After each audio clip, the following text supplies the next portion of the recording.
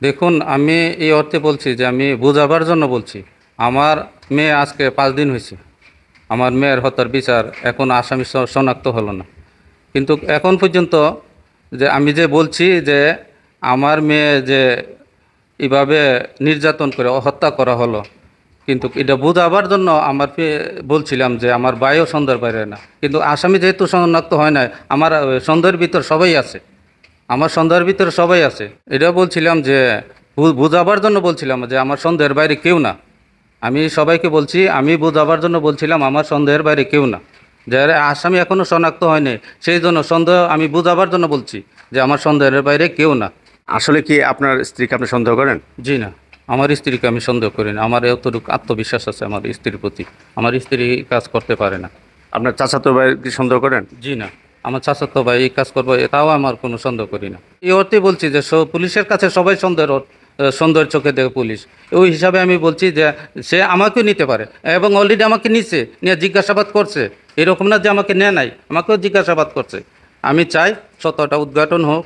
আর যারা আমার টিপটারে কাটিং করে এডিট করে এইভাবে মিথ্যা বিভ্রান্ত ছড়াচ্ছেন, দয়া কইরা আমার এইভাবে মিথ্যা ছড়াবেন না। আর আমারে একটু সহযোগিতা করুন, আমি যাতে সত্যটা উদ্ঘাটন হোক এবং যারা দোষী সাব্যস্ত হয়ে তাদের সাজা হোক। আমি আপনাদের কাছে প্লিজ হাত জোর করে বলছি। আমি খুব মর্মাহত। আমি প্রবাস থেকে আইছি, আমার খুব আদরের মেয়ে। আপনার প্লিজ এইভাবে বিভ্রান্ত করে আমার আমার মনকে, আমার পরিবারকে এইভাবে এই সমাজের কাছে, দেশের কাছে আর ছোটো করবেন না। দয়া করে আর এইভাবে আর চড়াবেন না। আমার ময়না লাশ এখন ওই যে আপনারা দেখেন এখানে লাশ পড়ে আছে, আর মসজিদে মধ্যে এখনও রক্ত আছে। আপনারা দেখেন রক্ত শুকিয়ে গেছে, কিন্তু আমার মেয়ে। আমি দেশবাসীর কাছে বলতে চাই যে আমার নিয়ে এবং আমার ফ্যামিলিকে নিয়ে যেভাবে অপপ্রচার চালাচ্ছে তারা, তাদেরকে একটু রুখে দাঁড়ান। আর এইভাবে আপনারা যারা জানেন তো জানেন, আমাকে একটু সহযোগিতা করেন, থানাওয়ালাকে একটু সহযোগিতা করেন। আমি দেখেছি যে থানা প্রশাসন অনেক সংস্থা এখানে কাজ করতেছে, তারা অনেক দক্ষতার সাথে কাজ করতেছে। আমি সেলুট জানাই ভাইদেরকে, তারা তাদের মতো করে কাজ করতেছে। এখন দয়া করে আমার এইভাবে এডিট করে কাটিং করে আমার প্লিজ, আমি এমনি অনেক কষ্টের মধ্যে আছি, আমারে আর কষ্ট দিবেন না, দয়া করে এইভাবে চড়াবেন না।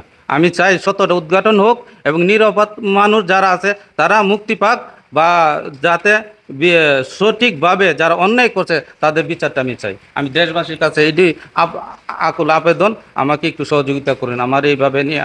আপনারা আমার এখন দুনিয়া এমনি তো গেলে আমার সন্তান, এখন আবার আজ চড়াচ্ছেন আমার নামে অপবাদ। এখন দুনিয়া থাকা আর না থাকা, এখন তো আমি কি করব? আমি কি আমাকে বাঁচবার লাগে আপনারা দিবেন না? প্লিজ আমাকে বাঁচবার দিন। আমার আরও 3টা সন্তান আছে, তাদেরকে বাঁচবার দিন। এইভাবে অপপ্রচার আর চালাবেন না।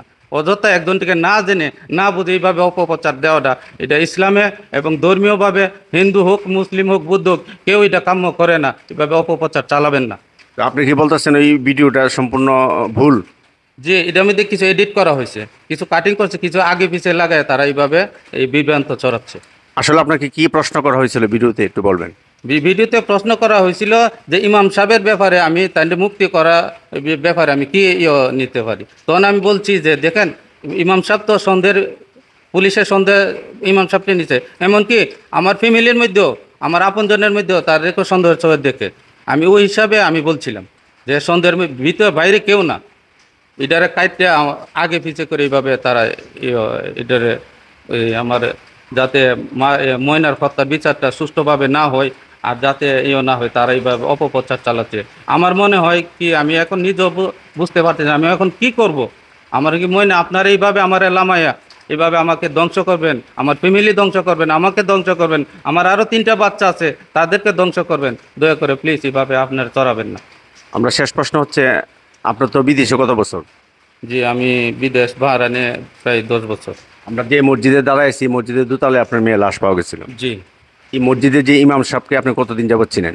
জি না, ওনাকে আমি এর আগে আসার পরে একজন ইমাম সাহেব ছিল, আমি যাওয়ার যখন বিদেশ গেছি, আমার একটু পারিবারিক কিছু টাকার সমস্যা ছিল, কিছু জায়গা জমি নিতে গিয়া, সেই জন্য আমার আসতে একটু লেট হয়ে গেছে।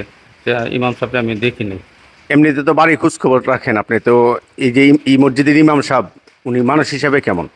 এখানে দেখা গেছে মানুষ হিসাবে মোটামুটি সবাই বলে না, ইমাম সাহেব হিসাবে বলে, আর ভালোই বলে, সবাই বলে ইমাম সাহেব ভালো, কিন্তু আল্লাহ জানে কার ভিতর কি আছে।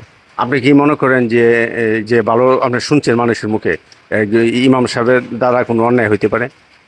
দেখুন, এই বিষয়টা ইমাম সাহেবের দ্বারা অন্যায় হতে পারে না, এটা আসলে আমি সত্য করে আমি সঠিকভাবে বলতে পারবো না। কারণ এখন আল্লাহ জানে কেয়ার ভিতর কি আগুন রয়ে গেছে, কিন্তু মানুষের তো বাইরের রূপ একটা, ভিতর রূপ আরেকটা। আমি কাকে আমি শিওর করে বলতে পারি যে উনি এই কাজ করছে না বা এই কাজ করছে, আমি এটা শিওর আমি বলতে পারি না। আমি দেখতেছি প্রশাসন অনেক সুষ্ঠুভাবে তদন্ত করতেছে, ঠান্ডা মাথায় করতেছে, এবং তারা অনেক দক্ষ লোক, অনেক টিম এখানে কাজ করতেছে। আমি তাদেরকে সম্মান জানিয়ে সেলিউট জানাই প্রশাসনকে। তার অনেক বৃষ্টি এবং কি রাত দিন সব সময় এখানে শ্রম দিচ্ছে, তাদেরকে ধন্যবাদ জানিয়ে তারা কাজ করতেছে। প্লিজ তাদেরকে কাজ করবার দিন, আপনার বিভ্রান্ত চড়াবেন না। আচ্ছা, এই যে সরাইল থানা পুলিশ এবং পুলিশের বিভিন্ন ইউনিট যেভাবে তদন্ত করতেছে এবং তারা তো চাচ্ছে প্রকৃত দোষী বের হোক, এতে কি আপনি সন্তুষ্ট? যে ইনশাল্লাহ তারা যেভাবে করতেছে, আশা করি ইনশাল্লাহ অতি দ্রুত তারা বের করে ফেলবে আসামিদেরকে। আমি অনেক অনেক ইয়ে তাদেরকে ইয়ে করি, তারা অনেকভাবে এটা দেখতেছে। আশা করি ইনশাল্লাহ তারা অনেক এটা যত জলদি পারে তারা করতে পারবে। আর তাদের কাজ করতেছে অলরেডি, এখন কাজ শেষ না হওয়া পর্যন্ত আমি তো কিছু বলতে পারি না। তার তো আসতেছে এরকম না, কালকে অনেক টিম আছে অলরেডি, 4-5 টিম এখানে কাজ করতেছে, কাজ অনেক সুষ্ঠুভাবে করতেছে, তারা কাজ ইনশাল্লাহ পারবো। ধন্যবাদ। আমরা কথা বলছিলাম ময়নার বাবার সাথে। গতকালকে সোশ্যাল মিডিয়াতে যে একটা কাটিং ভিডিও প্রচার হয়েছে এবং এটা দিয়ে অনেকে নানাভাবে বিভ্রান্ত ছড়াচ্ছেন, এই বিষয়টা পরিষ্কার করার জন্য আমরা এখানে এসেছিলাম। আমরা এই মসজিদের মধ্যে দাঁড়িয়ে কথা বলতেছি এবং সামনে ময়নার লাশ। আমরা এখানে এসে দেখলাম যে মেয়ের কবরের পাশে বাবা অবস্থান করতেছে। এই মুহূর্তে আমরা কথা বলতেছি, উনি খুব কষ্ট নিয়ে ওই ভিডিও নিয়ে কথা বলতেছে এবং বলতেছে যে আপনারা আর বিভ্রান্ত ছড়াবেন না। যে ভিডিওকে উদ্দেশ্য করে বলা হইতেছে যে মায়ের পরকীয়ার কারণে ময়না হত্যা হয়েছে, এটা উনি তীব্র নিন্দা এবং প্রতিবাদ জানিয়েছেন, আপনারা দেখলেন। আমরা অনুরোধ করব আমরা এই অপপ্রচার গুজব এগুলি না ছড়াইয়া আমরা পুলিশের প্রতি আস্থা রাখি। বিভিন্ন সংস্থা এটা তদন্ত করতেছে, ময়নার প্রকৃত দোষী যারা তাদেরকে বের করুক এবং দৃষ্টান্ত শাস্তি দেওক, এটি আমরা কামনা করি। আসসালামু আলাইকুম।